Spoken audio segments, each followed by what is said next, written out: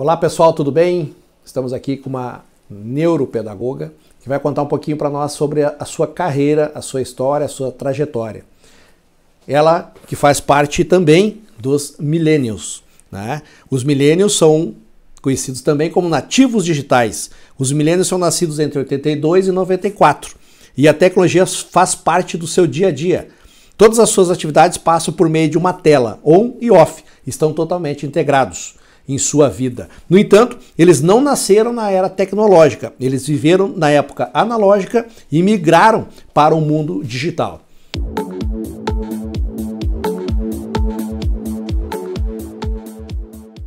E agora nós vamos falar com uma millennial que fez a sua carreira na área da educação.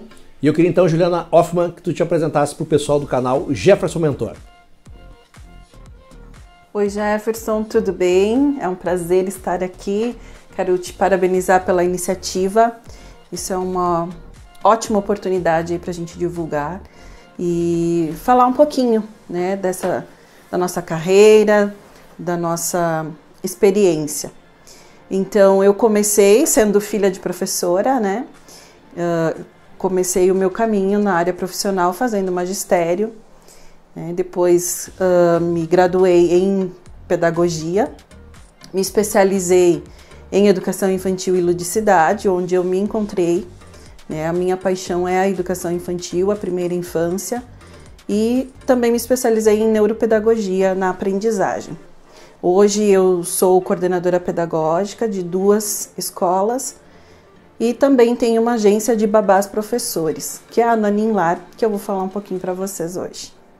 Queria que tu falasse só um pouquinho mais como é que foi despertar para esse lado, né, dentro da área da educação, aonde que tu teve um insight para construir a tua carreira a partir do magistério, sendo professora. Conta um pouquinho para nós como é que foi do início até chegar aqui onde tu estás agora profissionalmente. Na minha carreira, então, no magistério eu fiz estágio na educação, no ensino fundamental e depois comecei a trabalhar na educação infantil.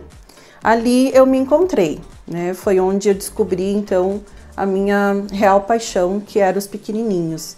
Eu quis me especializar nesta área, então, e partindo disso, eu quis me aprofundar um pouquinho mais, que foi na neuropedagogia, onde, desde o magistério, eu aprendi a ensinar, na pedagogia eu aprendi toda a parte teórica da educação, e na neuropedagogia eu aprendi como as crianças aprendem, de que forma elas fazem a aprendizagem e as dificuldades de aprendizagem. Então, fiz magistério, comecei a trabalhar na Escola de Educação Infantil, no município aqui de Caxias do Sul. Trabalhei como professora, iniciei em berçário, passei por várias turmas, até chegar à coordenação. Foi onde eu me encontrei, né, na parte burocrática, e passei então a me aprofundar nessa área. Troquei de escola, né, voltei a ser prof, porém fui chamada para ser coordenadora então na rede privada. E já estou ali há 5 anos trabalhando como coordenadora pedagógica de 2 equipes. E devido a isso, então, houve muita procura pelos pais de babás, de pessoas de confiança para cuidar dos seus filhos. Então, me tornei referência nessa área e hoje a gente tem um grupo grande de babás que são professoras que vão até as casas para atender esta demanda.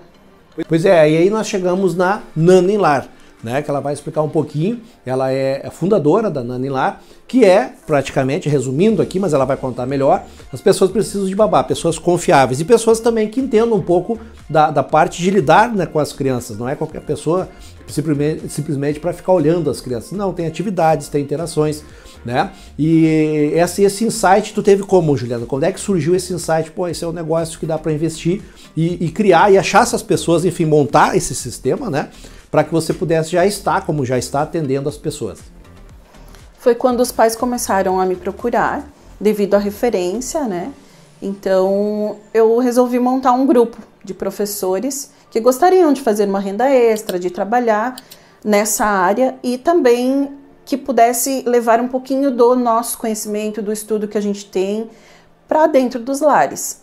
Então, foi a forma que a gente encontrou. Nós temos um grupo hoje de quase 80 babás, que são formadas, que são estudantes da área de educação também, e a gente atende o público de Caxias do Sul. Estamos expandindo agora para Flores da Cunha né? E temos também uma equipe de babás que não tem formação, porém tem experiência e boas referências. Mais informações de contatos, né, a gente vai estar deixando aqui na descrição do nosso vídeo aqui. Seguindo aqui com a nossa entrevista, eu queria perguntar aqui para a Juliana como é que foi a questão da pandemia, né? Porque esse serviço, esse atendimento é presencial, quer dizer, você tem que estar com as pessoas, né? Você tem que atender as pessoas presencialmente. Como é que foi para vocês passarem esse período de pandemia? A pandemia foi muito promissora para a Nani em Lar, pois foi onde a gente expandiu e fomos muito procuradas devido às escolas pararem, fecharem neste período. As crianças estavam em casa, né? As mães precisavam trabalhar e não tinham com quem deixar. Então a nossa demanda foi muito alta e foi o momento em que a gente expandiu, onde a gente conseguiu divulgar então o nome da nossa agência, ficamos conhecidas aqui na cidade e trabalhamos bastante. A pandemia foi muito promissora para nós. O próximo assunto, né, que envolve isso, a pandemia, se vocês tiveram algum caso entre professores, entre as babás, entre os pais que tiveram problemas na questão da saúde mental. Seja lá o burnout de trabalhar bastante, de depressão, né, por uma questão de enfrentar a pandemia, enfim. Eu queria que tu contasse um pouquinho se tu teve acesso, chegou até vocês, a questão de pessoas com problema na área de saúde mental. Durante a pandemia, percebemos que as crianças estavam mais agitadas pela falta da convivência escolar, né, o convívio social, então elas ficaram mais agitadas. E aí nós propomos, então, ir até os lares, fazer recreação, fazer com que as crianças gastassem energia, brincassem bastante e tivessem um contato com o conteúdo pedagógico que era oferecido na escola. Tanto que a gente deu suporte e reforço escolar, acompanhamos as aulas online, dando suporte pedagógico para que as crianças pudessem concluir a sua aprendizagem durante este ano de pandemia. Pós-pandemia, nós percebemos o quê? Um retrocesso na educação infantil, né? Tudo que a gente conquistou durante o ano de trabalho, o ano letivo, as crianças voltaram com bastante regressão, crianças que já tinham se desfeito de chupeta, de fralda, inclusive comportamental, teve uma grande defasagem e hoje a gente está correndo atrás para preencher essa lacuna da pandemia. A gente soube de casos, né, de pessoas, queria também saber de ti, como neuropedagoga, o que fazer nesses casos que o pessoal teve a aula presencial, voltaram às aulas presenciais em todas as escolas, mas o pessoal, alguns alunos voltaram com síndrome do pânico. Eu queria ouvir de ti o que os professores podem fazer para que os alunos não entrem em pânico nesse sentido, dessa ansiedade, né, das voltas às aulas, da presencialidade, enfim, do convívio social novamente. O que tu poderia dizer sobre isso? Que práticas, alguma técnica que poderia ser feita justamente para o pessoal voltar ao convívio e voltar à normalidade? Na escola onde eu trabalho, nós trabalhamos muito a questão da readaptação das crianças, né, de uma forma acolhedora, onde elas se sentissem à vontade num ambiente que já era familiar para elas. Porém, notamos que as crianças voltaram mais agitadas, bastante apegadas aos pais, inseguras, né, e com dificuldade de convivência social. Então, tivemos que fazer um grande trabalho, estamos ainda trabalhando bastante em cima disso, né? Mas as crianças desenvolveram sim alguns transtornos, essa síndrome do pânico, né? E outros comportamentos onde nós estamos fazendo acompanhamentos psicológicos para ajudar tanto as crianças quanto as famílias que estão precisando bastante. E dando sequência, que é uma outra preocupação nossa, e você como empresária também, como empreendedora, é a questão do turnover das empresas, que é a rotatividade. E aí podemos estender até os alunos também, que vocês atenderam, estão atendendo, né? No sentido assim, ó, houve bastante rotatividade, por exemplo, desde a questão do atendimento às crianças, se são as mesmas e se manteram antes da pandemia e pós-pandemia, ou houve bastante troca, quer dizer, desistência, né? Ou entrada de novas crianças. Também na questão da Nani em Lar, você conseguiu manter as profissionais que você tinha ou teve essa rotatividade, teve que contratar novas pessoas, até mesmo afastadas em função de algum problema de saúde mental. Queria que tu falasse um pouquinho então sobre a rotatividade no que tange ali a tua empresa. Conseguimos manter né, a nossa equipe, inclusive expandimos mais a equipe de professores e babás. As crianças, como retornaram à escola, então a gente hoje dá um suporte mais pedagógico e reforço escolar, né, encaminhamos inclusive para psicopedagogas para dar um suporte também.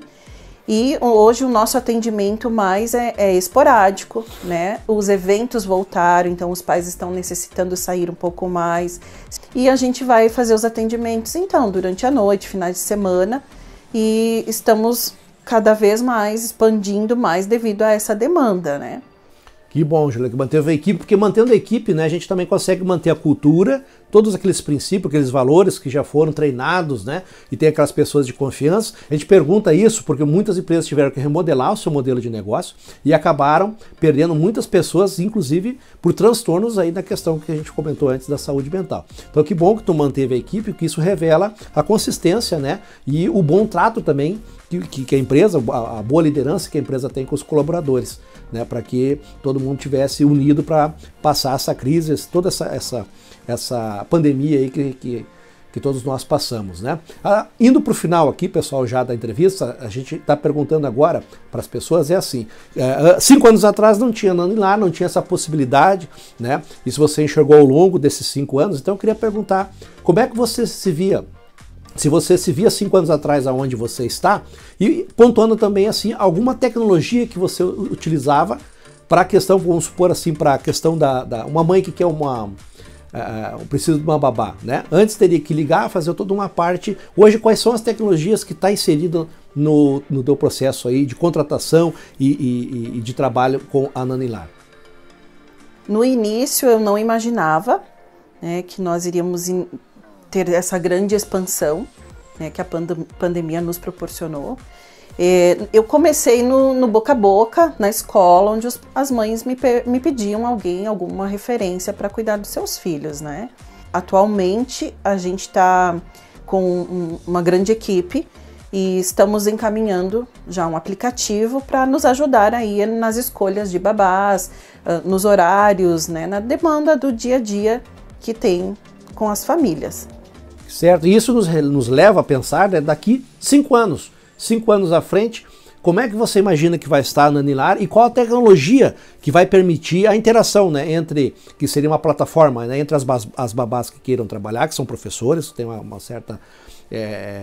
tem um certo nível específico de perfil para o currículo, né, para trabalhar. E como é que você imagina a tua empresa atuando nos próximos 5 anos? Nós temos planos de implantar o aplicativo, onde ele vai nos direcionar, né, os atendimentos às famílias. E o meu projeto é que futuramente a gente tenha um local onde as babás possam se servir de brinquedos adequados à faixa etária, levando a proposta e o nosso diferencial, que além de cuidar, é educar as crianças e ajudar no desenvolvimento infantil.